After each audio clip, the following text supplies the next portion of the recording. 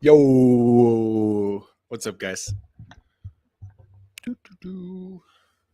Whoa, it's so dark. It's a little romantic lighting. Hold on. Anyway, happy Friday, guys. I missed you guys last week. I was just thinking of that. I was like, hey, I feel like I haven't talked to like Jared and Stuart and these guys that are in the chat already. I was like, dang, I haven't heard anything from them all week. And well, it's because I didn't do the live last week. So anyway, how's everyone's Friday going? We got Jack in the Box and M&Ms. I was trying to like situate my life is a mess right now because I just got back from Denver a couple days ago, so it's not really a good excuse, but like I had clothes all over the floor and like, oh my god, it's just a disaster. But we're here now. No, BNR. No, I did it for literally like 5 minutes or something. I turned on the live and then it was just really windy, and then my service, like I didn't have good enough service to do the live, so then it kept freezing. I was gonna try and do it while we were riding, but yeah, it was terrible. The wind was like 30 miles an hour at least. I don't know why we were riding in it, but what's up, Antonio? Guys, look at this picture that just came up from 8 years ago. It's one of my favorite pictures. Can you see that?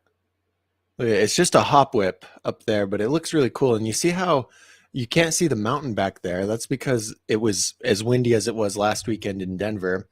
But this is that ditch in El Paso. You'll see a lot of pros stop by here because so they built this ditch, but then like, oh, hold on. You see that's a little box jump thing. There's a couple of those, and then it's quarter all around there. It's pretty cool that they actually built that. El Paso's good. El Paso has all kinds of stuff. But anyway, it was really windy, and that picture just came up 8 years ago. Oh my god, this guy just did a hop double bar. Anyway, you need a big flute. Oh yeah. Yeah, Stuart, I'm not prepared to stream outside, but I think it would have been really fun if it would have worked out. And like one of these days I'll get it, because that was always my goal. I think once you hit 10K or something, you can stream from your phone. So, and that was one time that I tried to stream from my phone, but I haven't really tried it, and it would be nice to. It would be really nice to stream while I'm out riding. But so you guys, what are you guys doing? What kind of tricks are you learning? This is the worst croissant I've ever seen.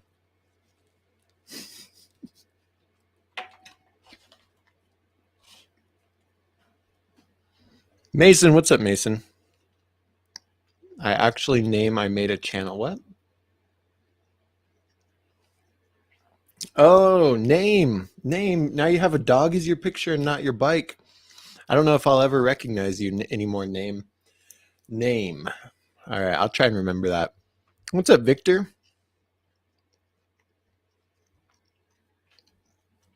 Try and think about a story I can tell you guys.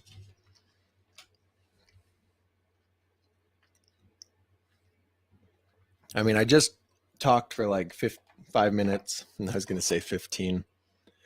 I also would like to find my little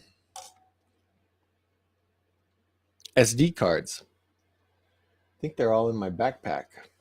Oh well, we won't film this one. I need to film this one, actually.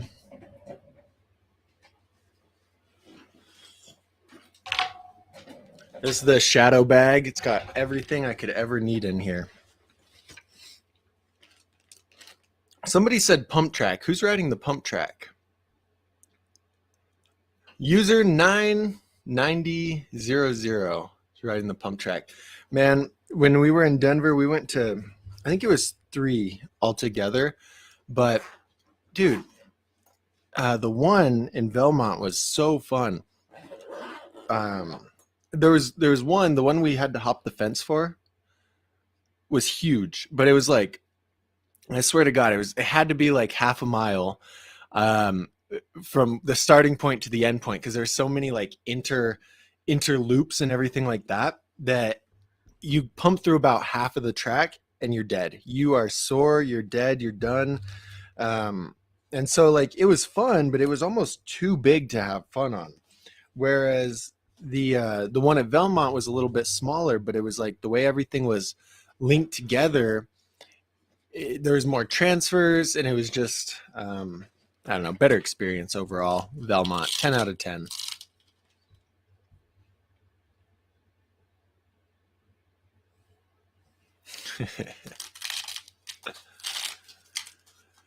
Zeus says, "Is the Fiend typo good?" Jared says he's got to go to the pump track. Yeah, Jared, you got to go to the pump track. You have like a really nice pump track. Got to take advantage of it.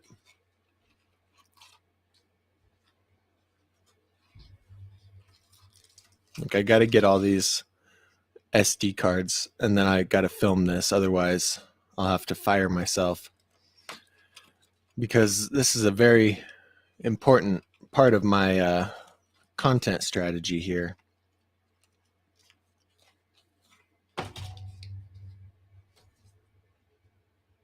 But yeah, you guys know, you know how it works. Just throw questions. If you don't have any questions, just hang out and watch me eat my croissant. That will hello. I also have a little mustache coming back. I haven't had a mustache in a few weeks. It's kind of weird.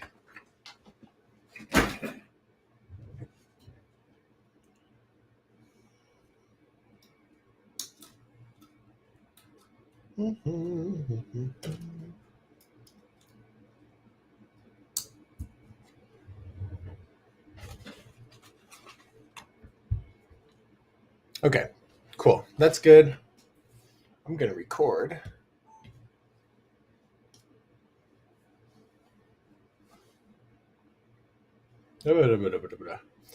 Anyway, okay, cool. So now we can get started. I'm gonna take one more bite of the croissant. Throw your questions in if you guys have any questions.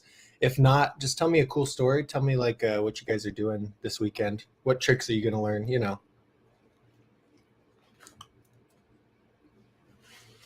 croissants are just so much better than biscuits.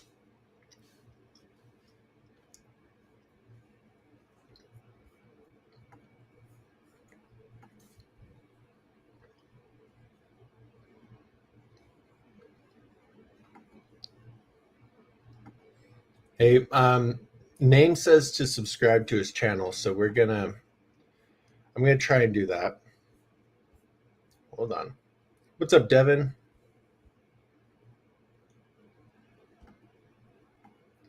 Name, I don't know if I can go to your. Oh, I can. This is Name's new channel. Oh, look, Name's doing some. Wow, you got a short with a bunch of views. That's sick, man. Okay. Anyway, this is Name. Name has the We the People Justice. Guys, you got to subscribe to Name. Cool. There we go. All done. All done shouting out Name. Anyway, so the first person here was Samuel. What's up, Samuel? Dang, Samuel's been in the lives for like a year now. Samuel, good job. Pizza, user says pizza. Cool. Jared, what's up, Jared? BNR and Stuart. You guys are always in here. I appreciate it. And Stuart or Sean, what did Sean? What's up, Sean? Sean sent $10 for biscuit money. Nah, croissant money, Sean. How you been, Sean? What's up, Ryan?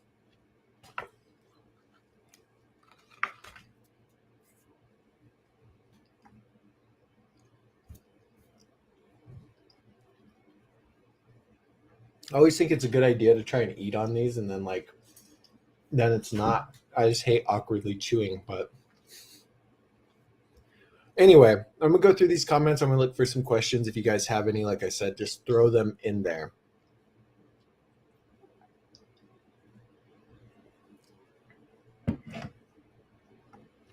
Antonio says, "Is it fine to ride cracked tires?"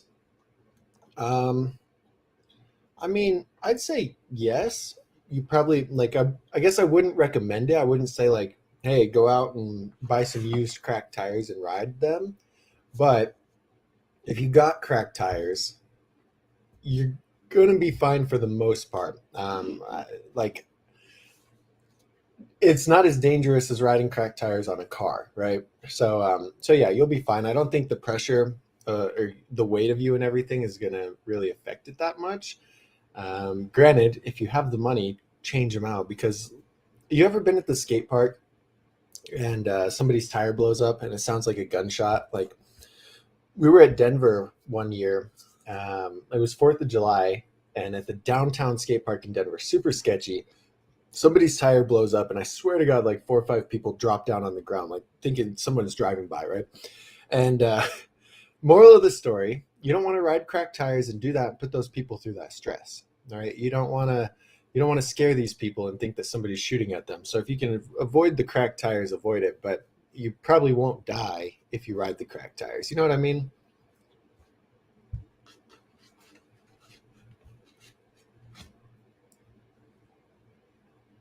Soul grind, Jared. What's a soul grind? Is that what you meant to type? Soul grind, soul grind. I don't know what a soul grind is. I'm sorry. Zeus says, "Is the fiend typo good?" Yes. Yes. I'll get to your question. That's what I was saying. Hold on. I'll pull it up here on the app.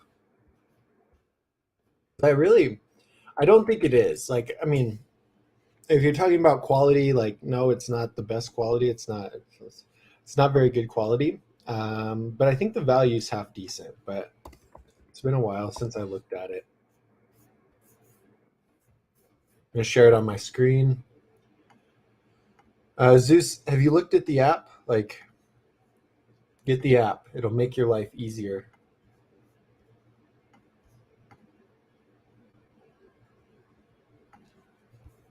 Okay, here we go. So I just went on here. I just typed Fiend, and these are all the Fiend bikes. So the O minus is only a 1.6 quality score. That is not very good. The O is a 2.4, and then don't they have a O plus or something? Yeah, the O plus is like $540, and it's only a 2.7, but I think it has a free coaster. Yeah, it has a free coaster, and it comes with 4 pegs, so that's pretty cool. But the quality of the bike is only tri-moly, so it's like that's not very good. But anyway, are you talking about which O are you talking about? This one's the cassette, and 489. Like, God, that's so much money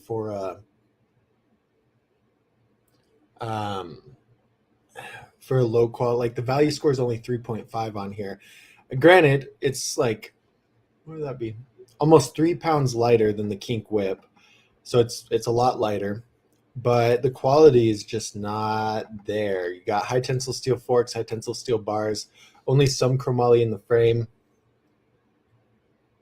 It's low quality. So for a beginner, it's going to be okay. But if you're riding at like a mid level or you weigh over like 150 pounds, you're going to want to get something a little higher quality because this bike isn't going to last very long for you. So imagine you spend $500 on a bike and then your bars break in a few months. And then you're like, then you got to buy $80 bars or $60 bars.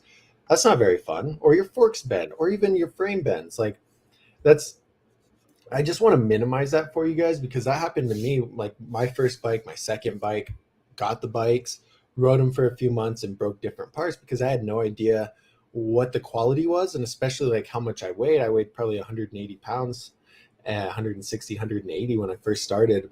And I broke a lot of bikes. And so I spent more money replacing broken parts than I did initially buying the bike. And so someone who's a little more experienced or a little heavier buying this bike, they're gonna have to replace parts a lot sooner than if they bought something like, say, the the Type B, the Type A. Like this is full chromoly, right? Yeah. So anyway, you're spending like only $150 more, or yeah, less than $200 more. You get a 6.4 quality score with the Type A, whereas with the Type O, you get a 2.4 quality score, and it's only, I mean, it's damn near $500. Like that's crazy to me, but anyway, I probably wouldn't really recommend the Type O unless it's at a better price than this 489. Like that's a high price for this bike. So That's my take on it. Zeus, if you already bought the bike, I'm sorry.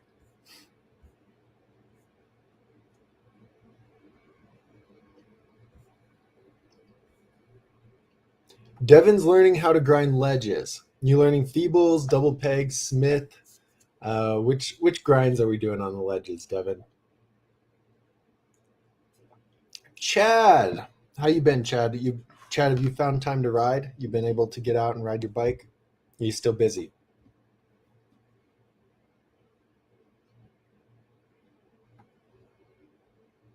Victor's saying that he purchased and tried out a new helmet, the S1 Retro Lifer. I'm gonna take a look at it.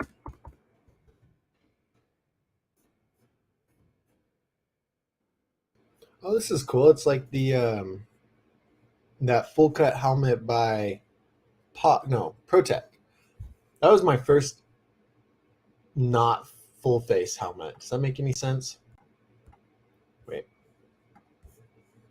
what are we doing here? Oh, um,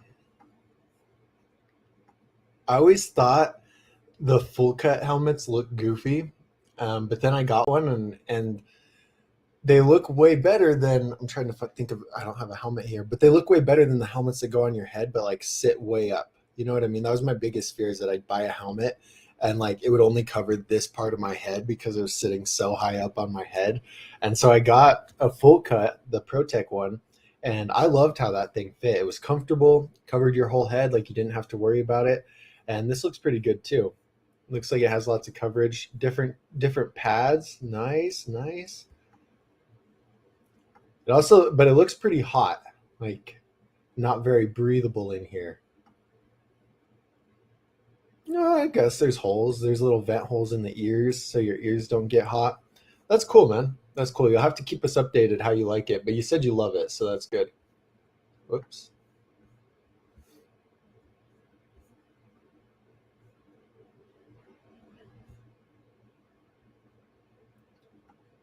At Atvu got a cheap helmet. He tried a branded one and it doesn't fit, even at XL. That's weird.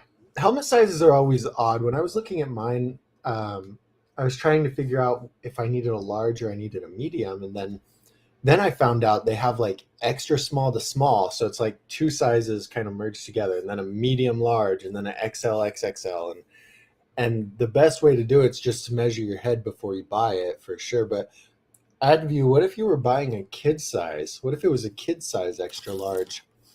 Um, Especially Protec or no, POC. POC has the POC crane helmet, and that's a really good helmet. But for a while there, it was impossible to find any other size than the children's size, and because I was going to get another one, and then I was like, "What is this?" Like all the pictures, they don't say kids helmets, but all the pictures were with kids wearing the helmet, and I'm like, probably not the helmet I need. Messu name says that he can 180 flat. Good job, name. That's dope, man. Good job. Stuart's gonna fix his friend's chain. I love it.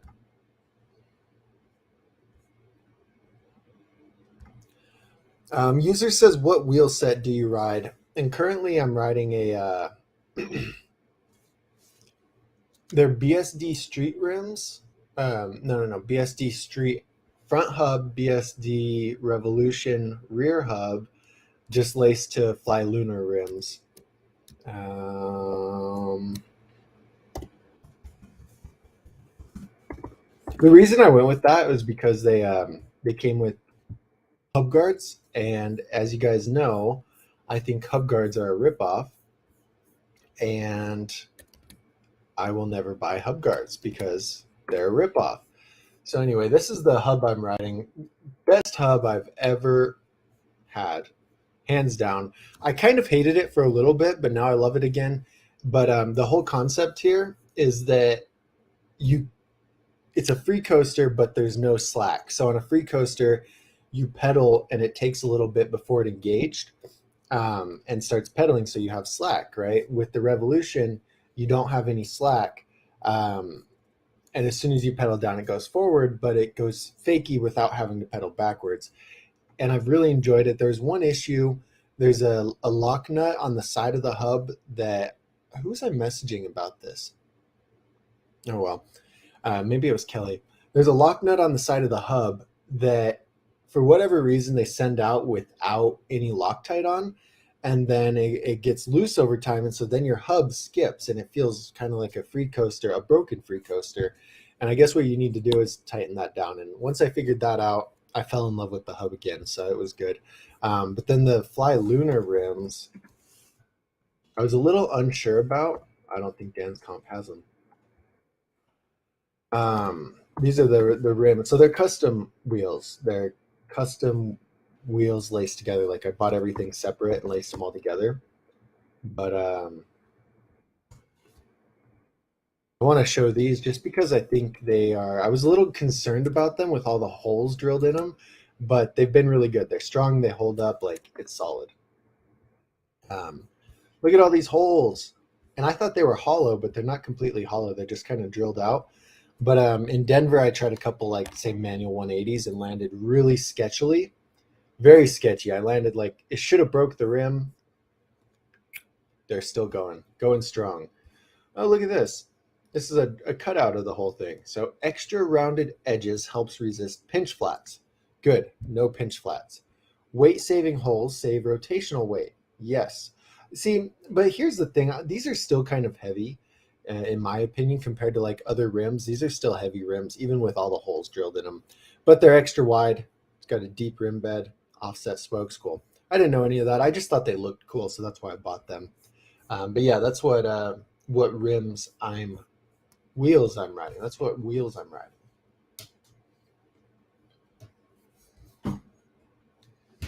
I don't know. The light seems a little too dark.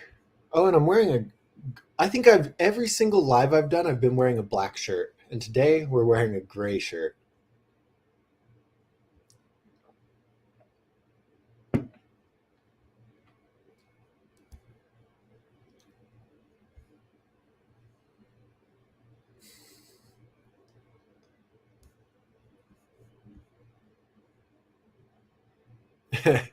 Ryan says, "What's your favorite Bang flavor?" The flavor I always end up going with is Star Blast. So my brother used to work at GNC like years ago, probably 2018, maybe 2019. And on my way to Woodward, I stopped to in GNC on my way like up there to see him. And he's all, "Hey, have you tried this?" And I'm like, "What is it?" And it's a Bang. And I'm like, "No, I haven't." He's like, "They're pretty good." So I tried a Bang. And then pretty much every day since then, I had one Bang. And I started with like, I really like the blue raz and the cotton candy. Those are my two favorites. Now I can't drink them. They make me like, they taste gross to me. And so then it switched to Star Blast, and it's been Star Blast ever since. But those kind of taste gross to me. So now it's Ghost Energy Sour Patch flavor.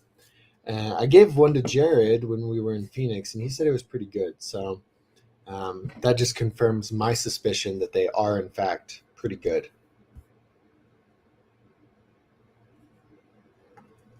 Ah, Jared, you missed out on the green claw tires. You need purple ones. That's what you need.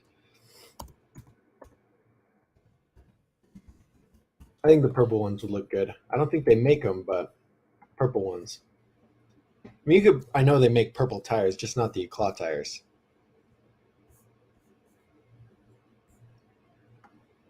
Helium tube. What is? Whoa!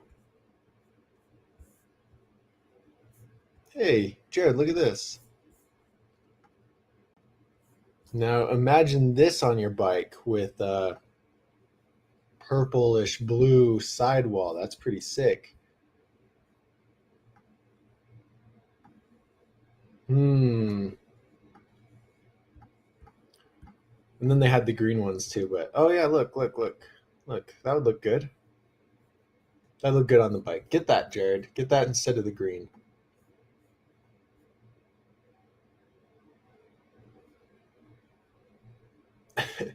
Sean says that if you rub Tiger Balm on the cracked tires, it'll bring them right back.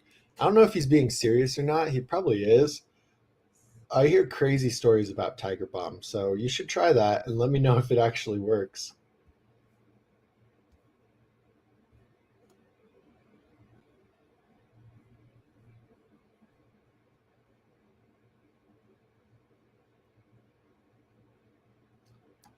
Oh, so okay. I thought you were talking about bike grinds, Jared.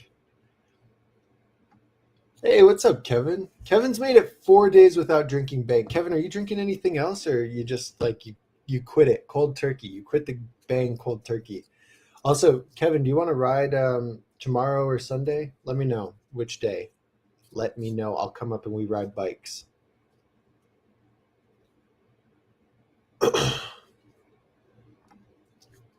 So AdView says, what is the top tier companies? And do you just mean like the better brands? Oops. Um, is that what you mean? Like the best? That's such a hard question to answer because each company kind of specializes in their own thing. Some companies have good complete bike options. Some companies have terrible complete bike options. Some just have good aftermarket parts. Um, yeah. I mean, to answer that, it really would be just be preference. Like I'd just tell you my favorite brands, and that's not very constructive, because there's no real like way to measure like how good a company is. You can take the complete bikes and you can measure them based on quality and stuff like that. But as like a company as a whole, as long as it's a name brand, like you have your main ones like Fit, Kink, Sunday, Sabrosa. But then within those, they have like sub tier part companies like Mission, Salt. What's the other one? Um, anyway, Mission, Salt. Those are like the lower tier, but they're not actually companies. I guess. Are they actually companies? Would you guys say that they're companies? I'd say they're like sub brands of the parent brand. But I don't know. Yeah, I mean, if you're talking about the best companies, that's kind of like it's a big preference thing because they all kind of do the same thing or they specialize in their own thing. If you're talking about like which brands are not the sub brands, then I guess that's a different story. Look, I found a screwdriver. While I'm talking, I just like to grab random things off the desk.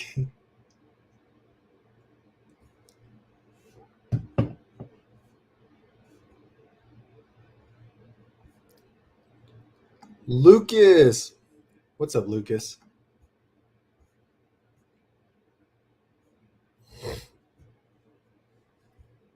Okay, so this will be a good little topic to talk about for a minute. So Stewart says that he won't buy a complete again. He will just build a custom. Okay, that's a good statement. That's I think every bike rider kind of. God damn it! Hold on.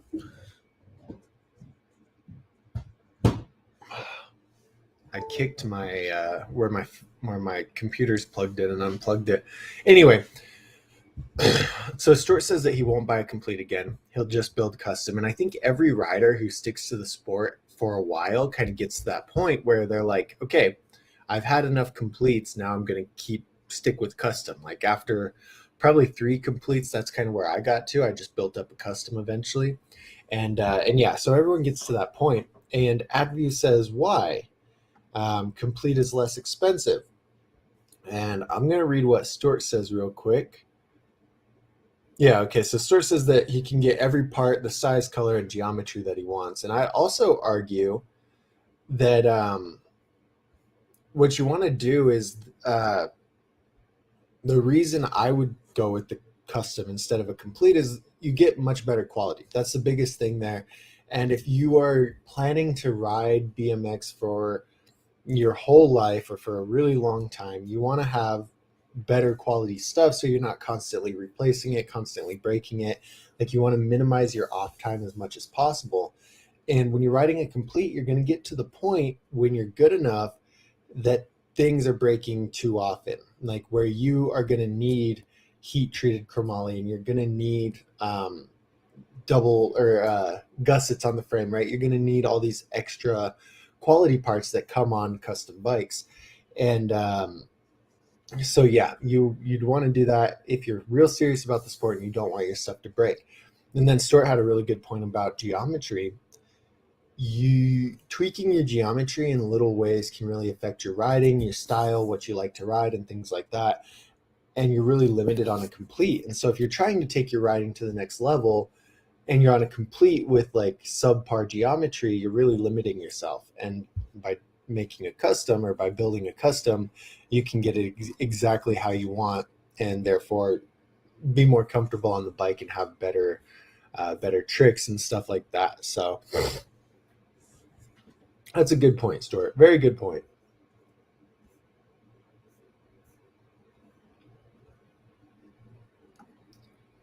Victor says that when the live gets no questions, ask your viewers for Instagram and see who wants to share. What do you mean, Victor?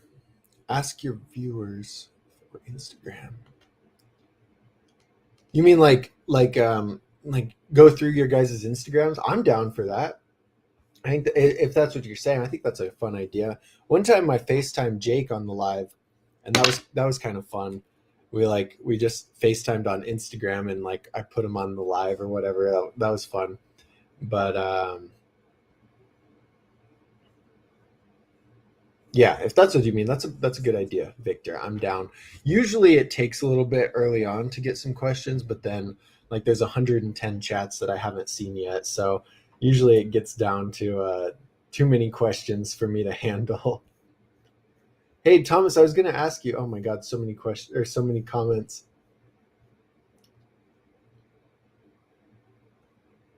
Uh, I just saw Thomas in here. But anyway, Thomas has got 6 weeks until he gets his cast off his left arm. It really sucks. Hoping his riding gets better after surgery. Still need the same surgery on the right wrist. I saw your post. I was going to ask you how that's going. You got 6 weeks on there.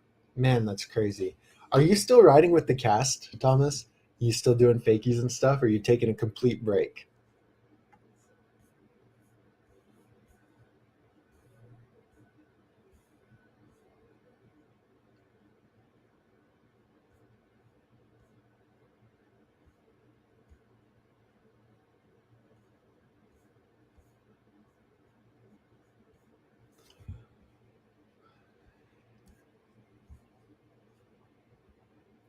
Kayla has a question. What's the question, Kayla? Just throw it in here. I'll see it eventually. I should see it eventually. AdView says, "Is there a really good shop online to buy from?" I mean, I obviously recommend everyone buy from Dan's Comp. That's just because we have a good partnership, and when you guys click through my link, like I make a little bit of money. Source has been really good. Albies has been good. Empire's been good. So what I did when I built up this bike was I ordered a little bit from every shop, and like I called them, I asked them questions to see who was actually helpful and so on and so forth, and called Dan's Comp. The dude talked for over an hour about why I should get this. What is like I pretended to be a complete noob, like I didn't know anything about it, whatever. And then I'm like, hey, well, what if I want this sprocket like a spline drive? And he's like, oh, we don't have one. And he's like, oh, but I have an old one laying around, like I could probably send you. And like this guy, this customer service guy was going to send me a sprocket just because. And I was like, Dan's Comp is good. They have good people working there. So that was my favorite experience there for sure. When I was ordering the parts there, Source was good. Albies was really good. He was super helpful. The Empire guy was really short and to the point. Like he didn't talk for an hour like the Dance Comp guy. He was right to the point, but he was still helpful. You know what I mean?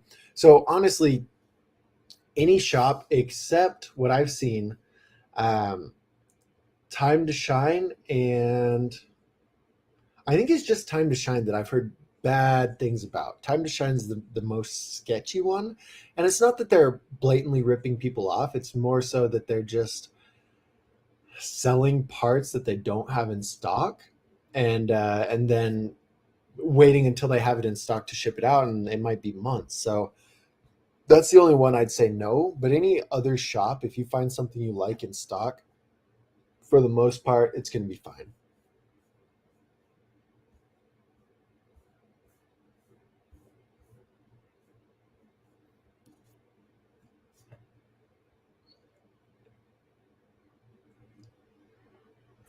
Ryan, I don't know if I've ever heard of raspberry hibiscus, but these coffee's gross. I'm just gonna say it. Coffee's nasty. I mean, if you guys like coffee, that's your thing. You know, no judgment, but coffee's gross.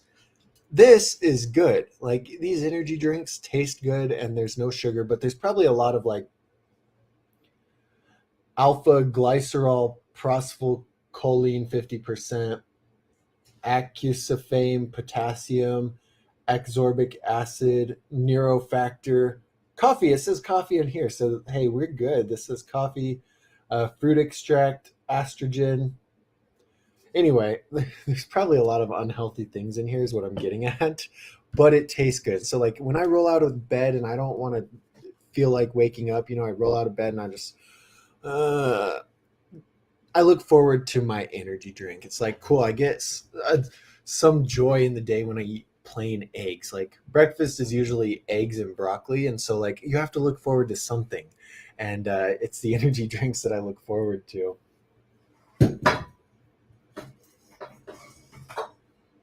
Hold on.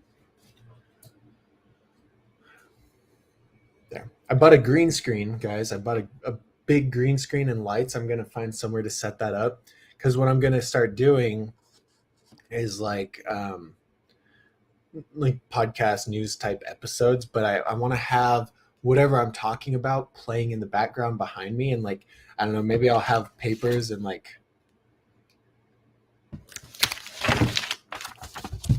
do this with the green screen, and I don't know, but I bought the green screen, so that's half the plan. I don't know what made me think of that. Probably moving the light around, but anyway, Ryan, never heard of raspberry hibiscus. I guess so. I think I have ADD. I get so distracted. But strawberry delish is good, and cotton candies used to be really, really, really good. Now, I don't know about all that.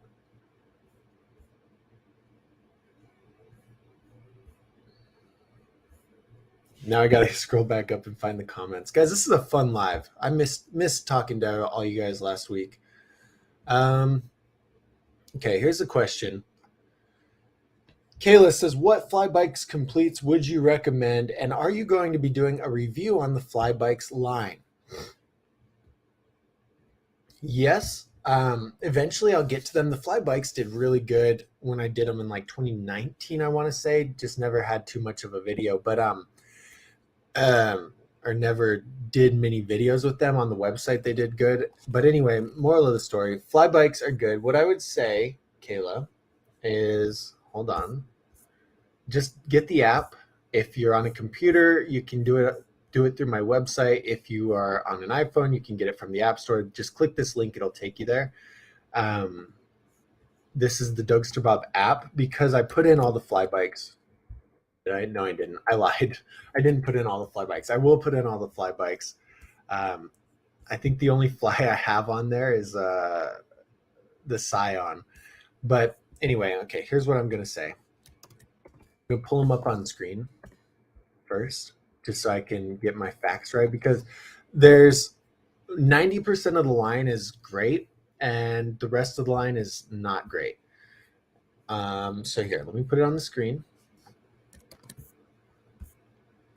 But yes, I will review them. It'll probably be a long time because I've got to do We the People's 2023, Sabrosa's 2022, Fitz 2023, and then probably Fly if nothing else comes out. Fly is kind of lower priority for me just because we don't do much with them here in the US. They're mostly in the UK.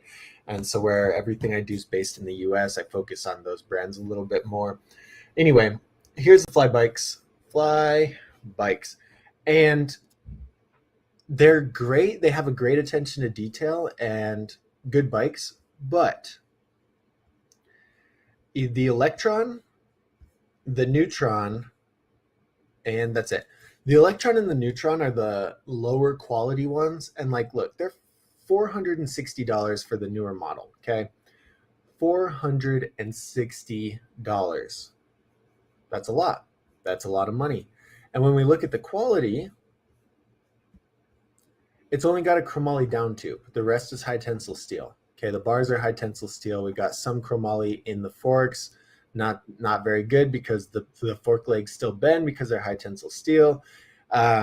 Anyway, single wall rims, right? So everything on this is just low quality, and that's fine for a $300 bike, but a $460 bike is overpriced. The Electron's overpriced. The Neutron's overpriced. It's probably even more overpriced. Oh, it's about the same. It's $10 more. Um, Now from the Proton and up, those bikes I do recommend. Like the Proton is a little over five. Oh my God, 659. Never mind. In 2019, it was like a $530 bike. It's $100 more now. So the Proton's okay. I'm gonna say it's overpriced, but it's quality wise, it's a little bit better because we have the full chromoly frame, forks, bars, and I think double wall rims. I don't know. This was a thing. They say they're double sidewalled, and then somebody emailed them and asked about it, and they said, "Oh no, it's look." They put double sidewalled. Anyway, they said, "Oh no, it's just a miscommunication. Like they're double walled," but I think they're actually double sidewall. Like I don't believe them. But anyway, it doesn't really matter that much. The Proton, quality wise, I wouldn't buy anything under the Proton just because it's low quality and I think it's a little overpriced. The Proton I'd be iffy about just because it's $650. If you get it on sale here for $519, that's a good deal. That's a good price for it. That puts it right in the same range as the Kink Whip, the Colt Control, the Colt Devotion, puts it right around there, and it's a good bike. Now for 660, I don't know, that's a little bit much. And then these top range bikes are going to be very expensive, but they're very good quality. The Omega, the Scion, these are great bikes. They have look at that, no pinch bolt on the cranks. The Fly Tractor Sprocket, like very, very, very good bikes. They come with pegs, hub guards, full chromoly. Look, this even has built-in chain tensioners. How cool. So yeah, moral of the story, don't get anything lower quality than the Proton. Um, and yeah, that's pretty much all I'll really say about it.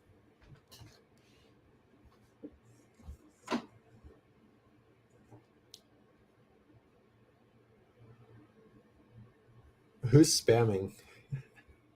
I don't even see anybody. Oh, it's do, what, don't we have a moderator in here? Jared? Yeah, Jared's moderator. Um, oh yeah, I'm sorry, Kayla. Yeah, if you have the app, I'll put the fly on there soon. I need to update a bunch of different things, but not yet, not yet. Jared got the guy timed out for spamming. Thank you. That's what all those comments were. I'm just over here, minding my own business, answering questions, and I'm all up in this top corner. It shows me how many comments I haven't gotten to yet, and I'm like, damn, 120 comments. That's crazy, and that's why I get it now. It was all that one guy asking 125 times.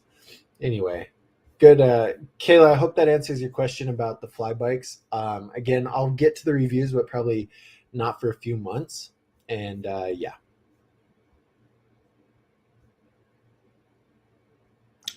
Who's saying fit? Yeah, okay.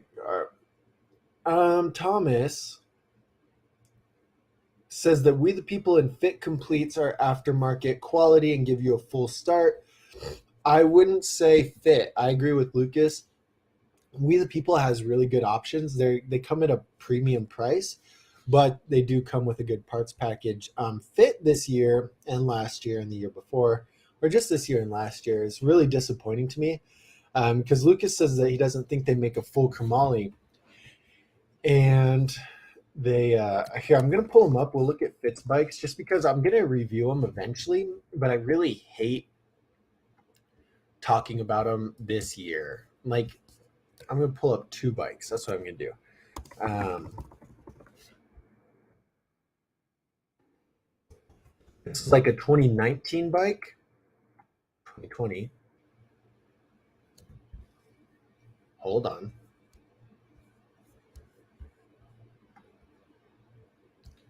Yeah. Okay. Cool. Here we go. Here we go. Here we go. Here we go. Hold on. Bear with me. Hold on. Okay. So Fit's got their 2021 bikes on sale now because they've got their new line out. And one thing I really like about Fit's line, the only thing I like about Fit's line is how simple they make it, and I like their specifications for street, park, and dirt. I think that's great. I think that's kind of what BMX needs is more simplicity in it. And this direction is genius. Once it catches on, it'll be great. So Fit's line comes in the Series 1, the Fit Street, the Fit Park, and the Fit Trail. I think that's it. And then each one's tweaked to be better for that type of riding. So for example, the Fit Street free coaster comes with 4 pegs, it comes with 4-piece bars, it comes with a free coaster. The trail, where's the trail? Trail. The trail comes in a bigger top tube size. It has a bigger sprocket, so it's usually like 39. Um, and then dirt specific tires, so it's going to be better for dirt. Now, the problem here, though, is that these bikes are very expensive and they're very low quality. I love the simplicity. I love this. And the 2023 line, they came out with a bunch of different colors. And then the Park, it's got a really responsive frame with gyro, and it's just more of a technical bike. It's good for park. But the problem is that, like Lucas said, none of them are full chromoly. They're all chromoly front triangle with single wall rims. You get one double wall rim on the Fit Trail, the 2021 version. I don't know about the 2023.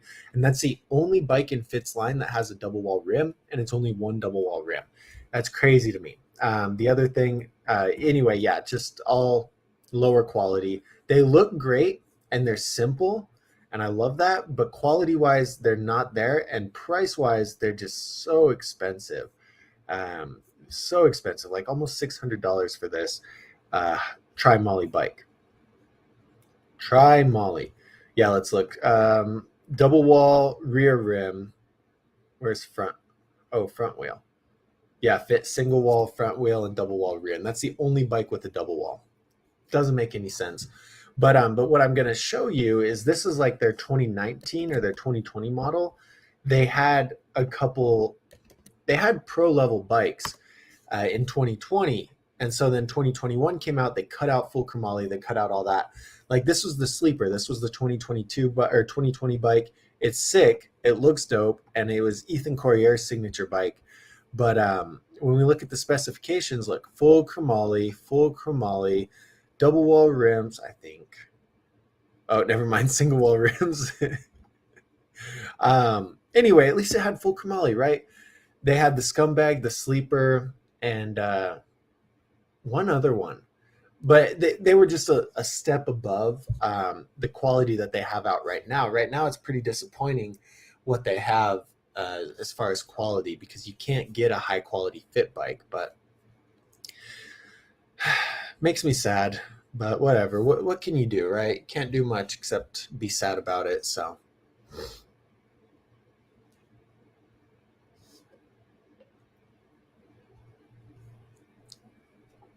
Since we're on Kayla's question, I'll try and find.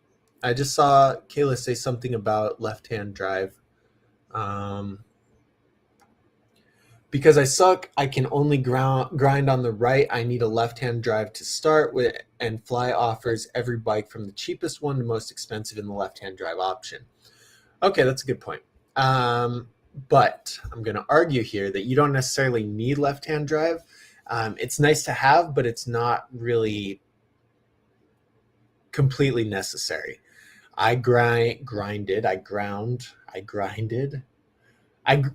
The first few years of my riding, I was right foot forward. I grind on the right side, but my bikes were right-hand drive. It wasn't until I built a custom that I had left-hand drive and got that switched around. So you can, well, no, actually, I think I did buy a conversion kit for a couple $100 on my second bike or something. But I'd grind for a while on the right side. And while it's not ideal, especially if you don't have a hub guard, it's not the end of the world, especially if you're just doing feebles and double pegs and stuff. You're going to be fine. But try and get a universal drive side hub guard if you do go with a right-hand drive bike. because yeah, it's not the end of the world. It's nice to have and grind on that opposite side of your drive side, but again, not really the end of the world. That is a good point about the fly bikes though, having that left hand drive option. I'm trying to think. It's like only the super expensive We the People Envy comes in left hand drive, and the Sunday Soundwave, I want to say. Yeah, I think that's it. Wow, that's crazy. But yeah, because then otherwise you're looking at spending $200-300 on a new sprocket and a new wheel to switch it over to left hand. Um, but in my opinion, it'd just be cheaper or better to find University Camp-Sites hub guard and go with that.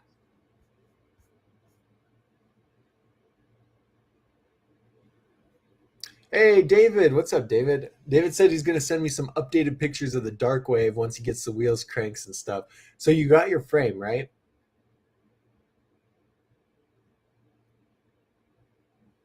Wait, what happened?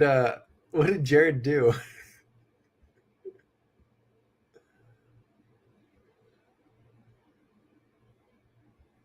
Jared, did you block name or what?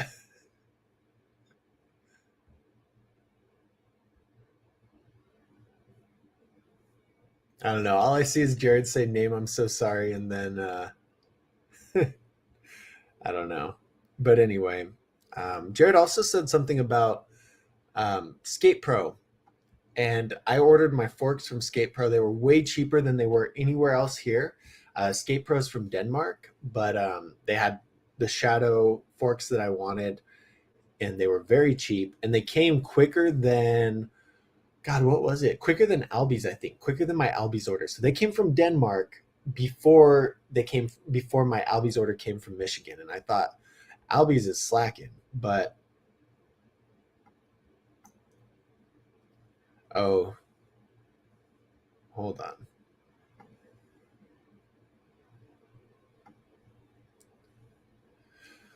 Okay, there we go. Jared, I think you just you blocked name, huh? That's funny.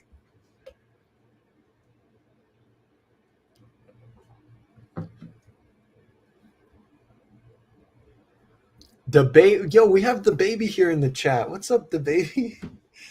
He says, "Hey, I have an old Haro that I just cracked, and I'm wondering if I should just buy a new bike or a frame and fork." So, did you buy a wait. Did you crack your frame and your forks, or like is your what's cracked? Both? What's cracked? Just tell me what's cracked first. Um, either way, if what I would always do is if I cracked something,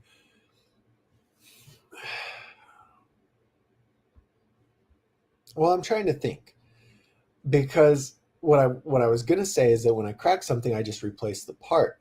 But that's because everything I ride's custom now. But back in the day, I had an Eastern Trail Digger, and I cracked the top tube and the down tube along the head tube there. I cracked that, and my dad welded it back together for me. But I bought a new bike, and I didn't just buy a new frame. I bought a whole new bike. I bought a Black Eye Killerado, and so that's a interesting. God, that's crazy to think about because that's so long. That was more than 10 years ago. So I want to tell you to just buy a frame, but if your complete bike is, let's say, like if it was like my instance, right, where your complete bike is only some chromoly, but everything else is pretty cheap for the most part, and you break your frame, it's probably better just to buy another complete bike if that's the route you want to go, because the alternative is to upgrade the whole bike part by part to build a fully custom off of that, and it's going to be too expensive for what you want to do. Like you replace the frame. Let's say you're riding a Colt Gateway. Okay, that's what we're going to say. You're riding a Colt Gateway. You cracked your frame, and so now you can either buy a new complete bike, which maybe you want to buy the Colt Control, the Colt Devotion, you want to buy the Kink Whip, something like that, or you could buy a new frame for your Colt Gateway. The Colt Gateway has high tensile steel forks, high tensile steel bars, cheap rims, everything like that. And so if you buy a new $400 frame for the Colt Gateway, you still have a bike with all high tensile steel, forks, bars, single wall rims, unsealed bearings, everything like that. And you just spent $400 on a you just spent $400 on just a frame for that. So in that instance, it'd be much better to buy a different complete bike so that you have a better starting point when you go to build a custom. Building a custom off of a low quality bike like a Gateway, like a Kink Launch, like a Sunday Primer is a terrible idea. And so if that's the kind of bike you're riding, just buy a new bike if you break your frame or something like that. If you're riding something like a Sunday, I don't know, Sunday Forecaster, a Sunday X, a Kink Whip, a Kink Cloud, and you break your frame, it would be worth it to you just to buy a new frame and start to build that bike into a fully custom bike. God, that was so hard to answer, but once I gave you a hypothetical bike, it was a lot easier to answer. So anyway, there you go.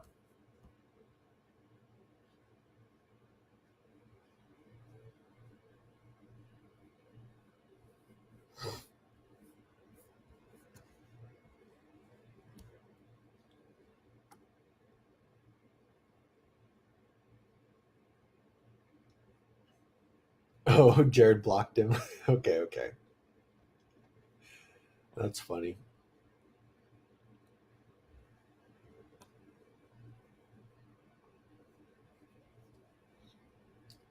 Ka Dave says that he's getting a Kink Whip next week. He's 5'10", but don't like how the XL version colorway looks, so he's going to get the normal version. Dope, dope. You'll have to let me know how you like it. David is in here. David bought the Whip XL and customized it, and it's a very nice looking bike, but the color is not for everyone. You're right. You're right.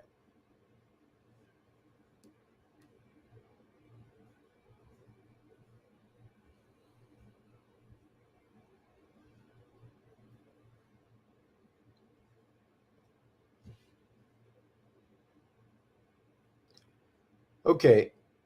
Here Snow FX says, I don't think they've announced any signature bikes for 2023. Likely while there aren't any chromoly bikes. I don't get why some of the bigger CR bikes are chromoly. Um, yeah, I don't think now that is a good point. You know, maybe they are going to have a 2023 sleeper and a 2023. Well, I'm not a scumbag because Brandon Beacon's not on their team anymore, but anyway, maybe they are going to have signature bikes and they just haven't announced it. I think that's highly unlikely. I think what we see right now for Fitzline is what we're going to get, and that's it. But maybe they are going to release some signature bikes with full chromoly later, but I don't think so. Yeah, you're right. The Phantom and the yeah, okay. But yeah, I don't think they're going to do that this year. I think they just simplified their line even more. And yeah, I think that's it. Now, I could be wrong, and hopefully I am wrong because I'd really like to see Fit have some better quality options. But I don't know. We'll see. We'll see what they end up doing. And yeah, but that is a good point.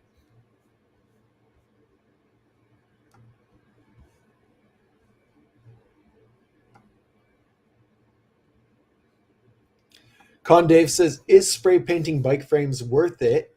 Or do they start to peel off and completely ruin the look? And then I think Stuart said that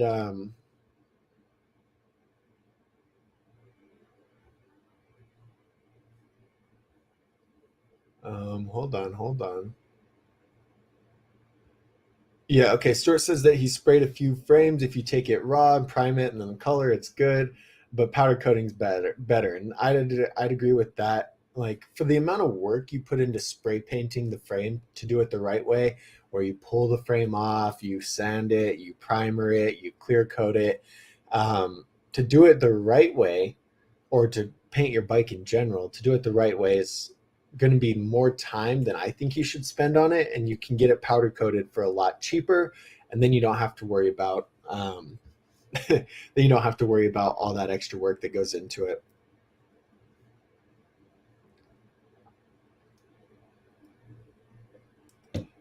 Thomas, you have a bigger fit bike, right? Don't you have the 24 or so, or the 22? The 22s, I'm pretty sure, are full chromoly. The bigger bike, just like Snow FX said, the bigger bikes are full chromoly frames, and hence why they're probably quite a bit more expensive. But yeah, the Series 2022 or the Series 22 is 100% chromoly. We just don't see that in the 20-inch bikes. No chromoly. Jared says, "How? Hello." Jared says, "How's? Oh my God, hold on. How's your switch grinding process? Progress. It's minimal. It's very minimal. I still have those pegs on. They look cool on my bike, but that's it. And yeah, when we were in Denver, Daniel grinds very good on either side. You know, he's doing like feeble easy threes on the opposite side and feeble bars, and he's like, just try it. And I'm like, bro, if I hopped on this ledge to feeble it, like, I'll die. I promise I'll die, because I don't know what I'm doing with opposite grinds. But we're working on it. I did a couple, not very good at it. I did a couple, we're getting there, but yeah.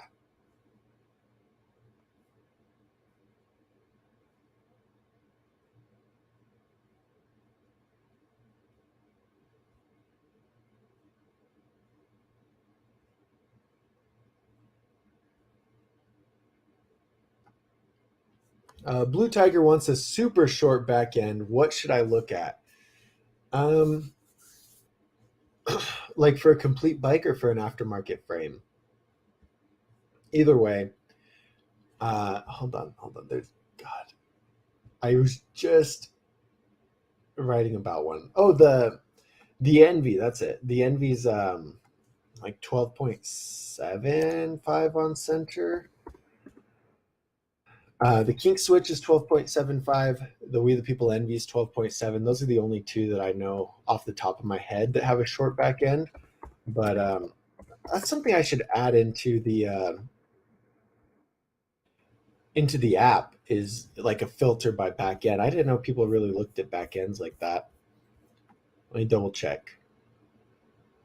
Yeah, 12.75. The Envy's 12.75 on center. That's pretty short. And then the Kink Switch is 12.75 on center. Those are the two off the top of my head.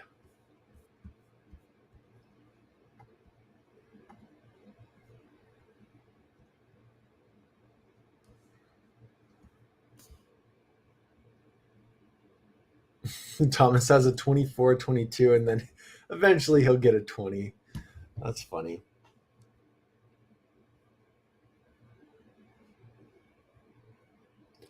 Yeah, the baby. So if your frame's cracked, but everything else is like, you don't have any chromoly, you probably, I would just go with a new bike, but get something good. Like, spend $400 or $500 on a pretty decent bike. Get a Cult Control, get a Kink Whip, get a um, Sunday X. It's going to be more expensive than those, but get something like that that's a little better quality, so that you have a good place to start when something breaks again, and then you can upgrade that bike instead of having to buy a whole new bike. So if you can't afford that yet, your best option, I'd say, is to find like a used frame off Facebook Marketplace, off Craigslist, or something like that, and run that, but save up money so you can get a new bike in the meantime.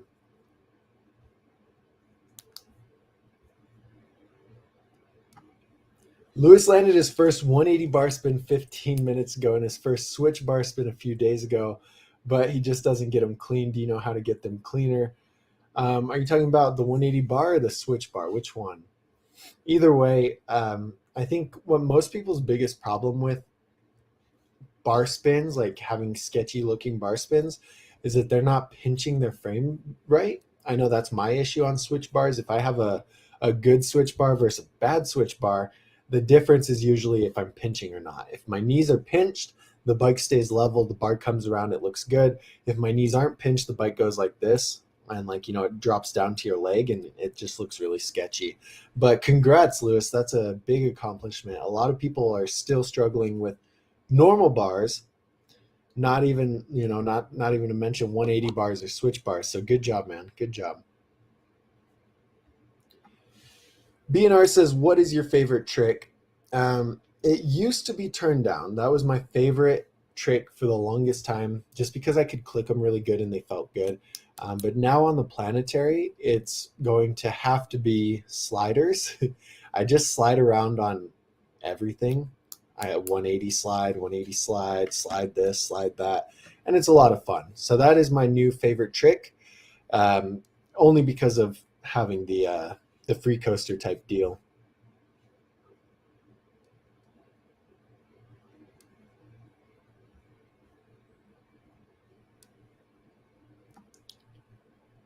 DJ Moss says, "Is 250 for a used Verdi Cadet a good deal?" I want to say yes, because I think that's a 400 some dollar bike, but let me double check.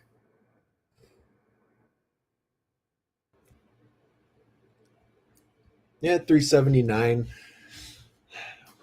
Depends what year it is. If it's like a 2017 Verdi Cadet, no, that's a terrible deal. But if it's a brand new Verdi Cadet that's barely used, that's a really good deal. If it's a little bit old, it's still a good deal. But I also, it's fully, let me double check. Yeah, it's full high tensile steel, so it's lower quality anyway. And I'm really eerie about buying used bikes. I think you just have to be careful with it, because you don't know how that person took care of the bike. You don't know if they left it outside in the rain, if they rode it really hard, if they crashed a lot. Like, you just don't know what happened to that bike. So buying used bikes to me is pretty sketchy. I try not to do it. I really haven't. And so yeah, so and then when you're talking about buying a used bike that's already kind of lower quality, and in the sense that, like, the high tensile steel frame can't withstand the same amount of abuse as a full chromoly frame, that so that's what I mean by low quality. Is like, this high tensile steel frame already has a shorter life than a full chromoly bike. Buying a used bike that's that lower quality is extra sketchy to me, just because, again, you don't know what it's been through, and if it has been through a lot, the life left on the bike probably isn't very long.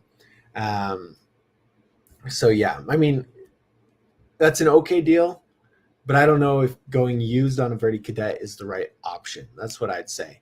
You could probably find a used full Kamali bike for 400, 300, and just a little bit more than the Cadet, and you're getting a better bike. So try and find something like that. That's what I'd say.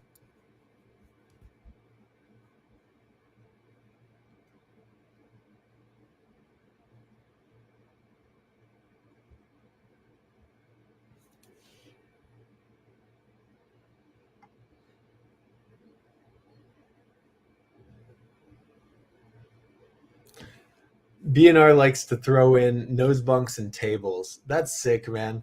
Nose bunking stuff's a lot of fun too, almost as much as sliding stuff. Jared's in the Panda done through now. And this is what Snow says about the used market. He says that the used market is great, but only if you're going after other people's mistakes. Meaning, a well used bike should be overlooked, but the near new 2020 COVID purchase of a 40-year-old guy is prime. Ooh, good point. Yeah, yeah, good point. Um, the used market saw a big jump throughout like 2021 and stuff. And Lucas was in the chat here. Lucas made good money flipping used bikes or used parts. Like, he'd do what you're saying, Snow, and get one off somebody who bought it and then didn't really stick with it, and then part it out and make double the money that he spent on it. And yeah, I don't know.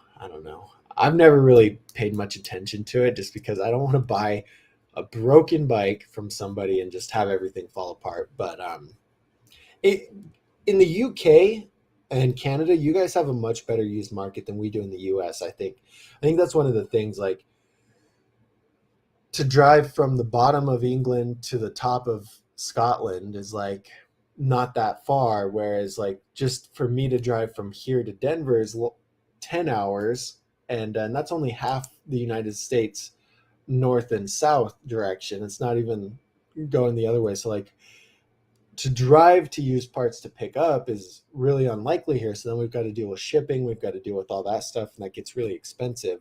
And when you're already paying for used parts, it's like, I don't know, do you want to spend that money on shipping and stuff? Don't know. The baby says that, did you know John Deere makes a bike? Guys, if you have any last minute questions, I'm going to look up this bike, but throw it in here. That's hilarious. Oh my God, $200. Um, but yeah, if you have any questions, throw them in here. Let's check out this John Deere um, pimp mobile, I would argue.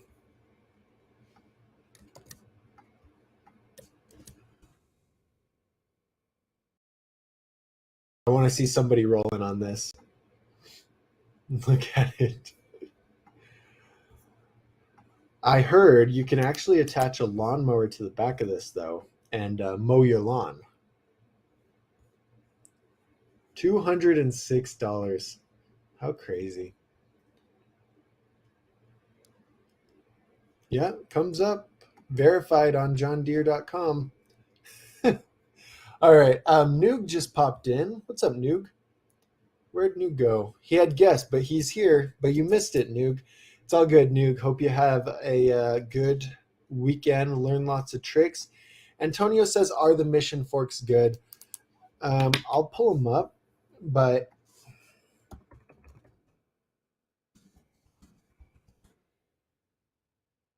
no, like they're not terrible, but they're not great either. Does that make any sense? Um, they're full Kamali, I think.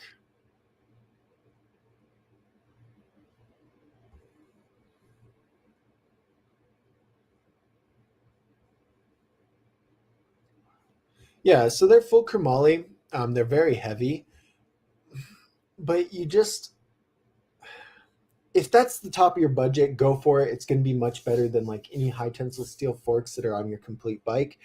But if you can afford to, just go with like a name brand. Go with the Kink forks instead of the Mission. There's just more quality and attention to detail put into the name brand forks over the Mission forks or the Salt forks or anything like that.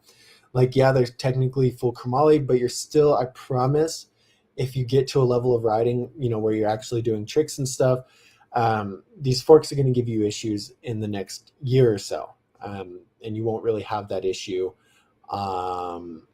with the name brand parts. So if you can afford it, go with a name brand. If you can't, these are going to be okay for you. Just don't plan on them lasting forever.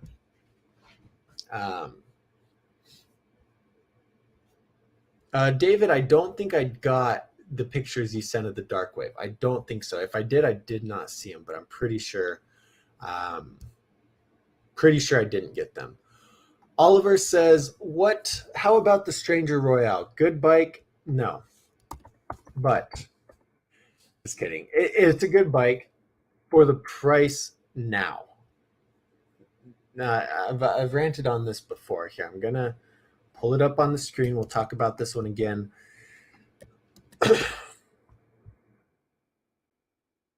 For the, okay, so the Stranger Royale's $510. This is a good deal.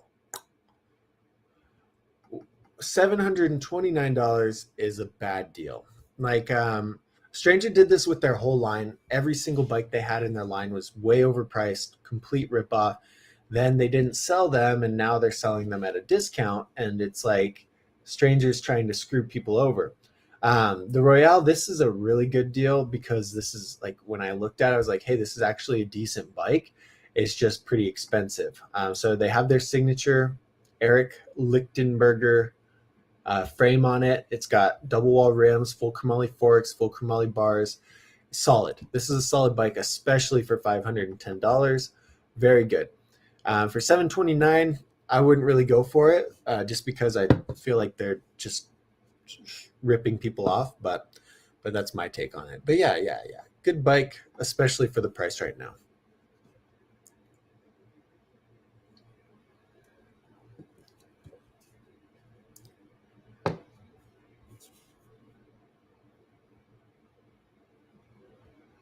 Um, I say I'm gonna leave, and then everyone starts asking questions. Here, I'm gonna. Noog said that I forgot his bike pictures last time, so I'll pull them up right now. I think this is it.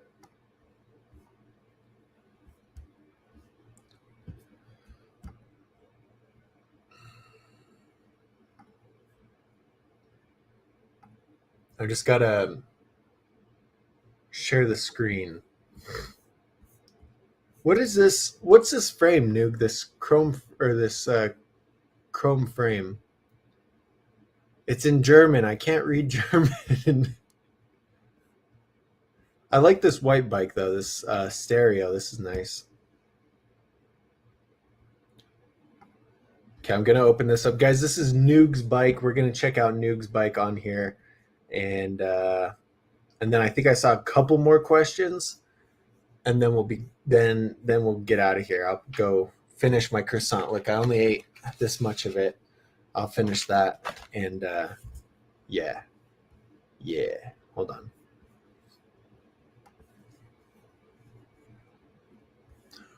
Do. Okay. We're gonna show. Okay. Here we go.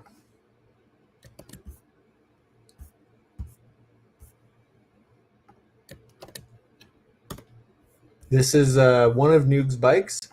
Noog, which one is this? I can't read it. And I can't zoom in either. Oh yeah, okay. Oh, it's a stolen. I like the burgundy. I like the tan wall tires. What's this one over here? This, you didn't send a picture of this one over here though. And then I thought this was a good picture. I like how this top cap looks. Looks very sick. And then this is the full picture of the bike. The new stolen stereo. I like the flatland bars, add a nice little touch too. Sick bike, Noog, very sick. You got the front brake coming down through here and around. Love it. Love it. All right.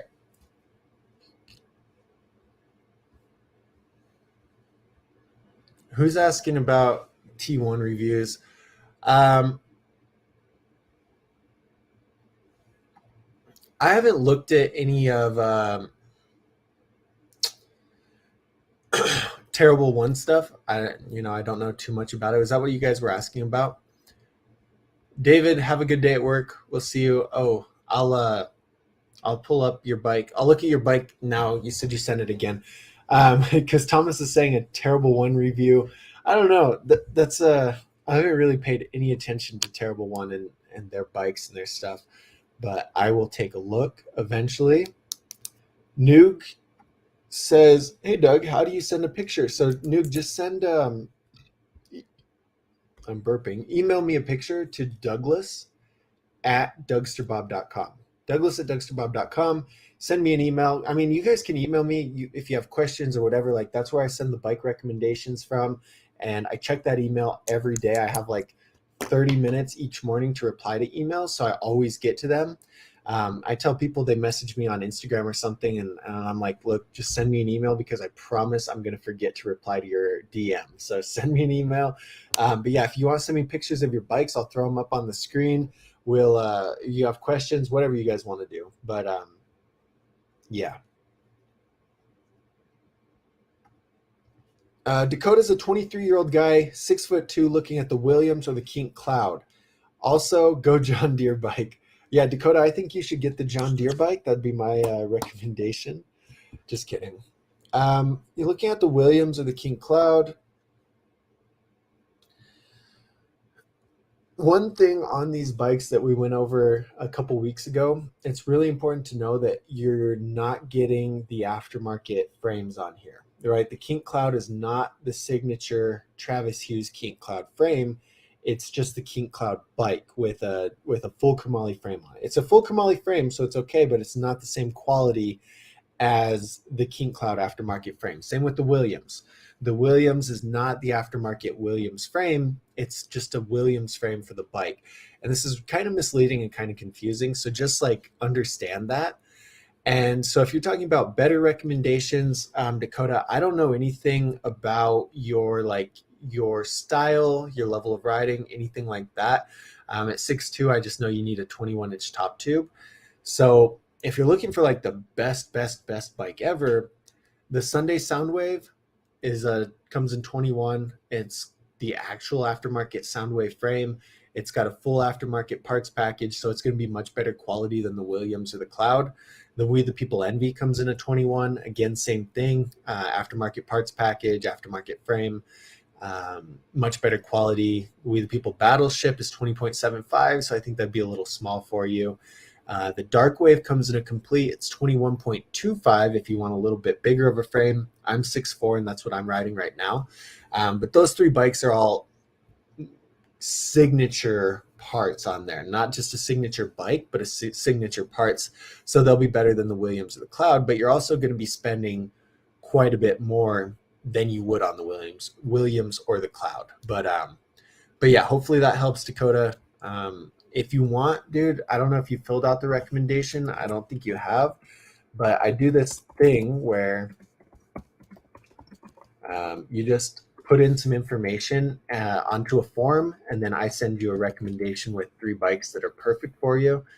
I take a look at all that, and then I kind of figure out 3 bikes that are good based on your budget and all that stuff. So if you go there, fill out this information, and I'll get you the recommendation back. It takes me about a day, so be patient. But yeah.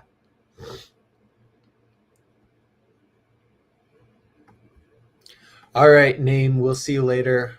We got Kirk. What's up, Kirk? Kirk's hardly ever on the lives because he's in Australia, and it's very early in the morning. Kirk, what are you doing up at 4:30, man? Go back to bed. It's way too early for that. Way too early to be here on a live stream. But I'm glad you stopped in, Kirk. Kirk, while you're here, I gotta say, man, I super appreciate all your comments on there. Like, you add extra value to the community when you comment on all the videos and answer the questions more in depth, and like, I super appreciate it, man.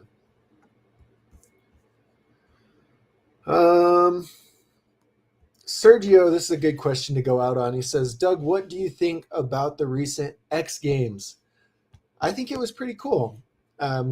I don't think Logan Martin's run was a gold run. I just don't think I mean, it was a gold run, but compared to the other runs, I just don't think it was as good. It looked too relaxed for him, but it also just was really repetitive, and he had a lot of dead airs.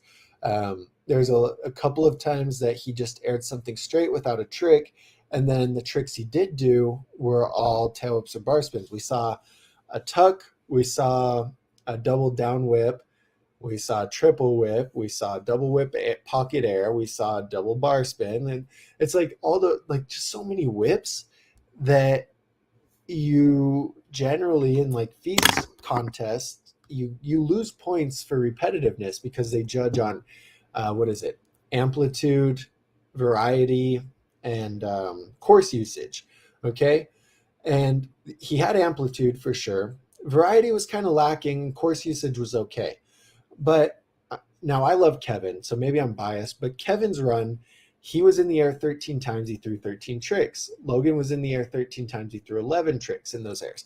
And the usage wasn't there, I don't think. Anyway, I don't know. I don't think Logan's run was full gold, but I also think the park was kind of trash. I saw a lot of people commenting that in the X Games live stream, and X Games was politely disagreeing with them, but I don't think the course was that good. Then again, I wasn't there.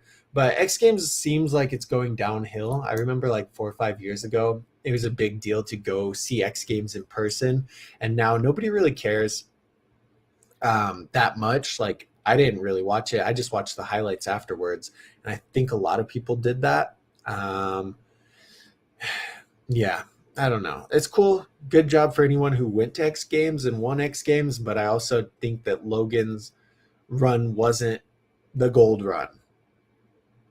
I don't think was it Justin Dowell that got second? I don't think his turn down wasn't even clicked, you know? I don't know. I'll watch them all again, but that's kind of my take on it. And Thomas helped raise money for Ukrainian BMXers to buy 2 sniper scopes. That's dope, Thomas. Good job.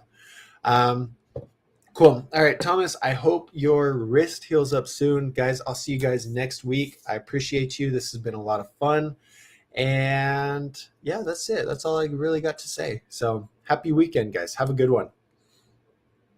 Oh, Jared says that the park was like the corner of a park.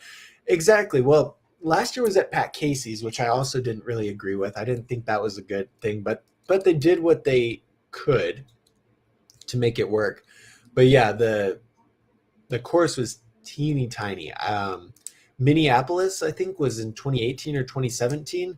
It was a super sick course, and this one was just lame. But yeah, Jared, tell the kiddos hi. I'll see you guys later. Have a good one. Happy Friday.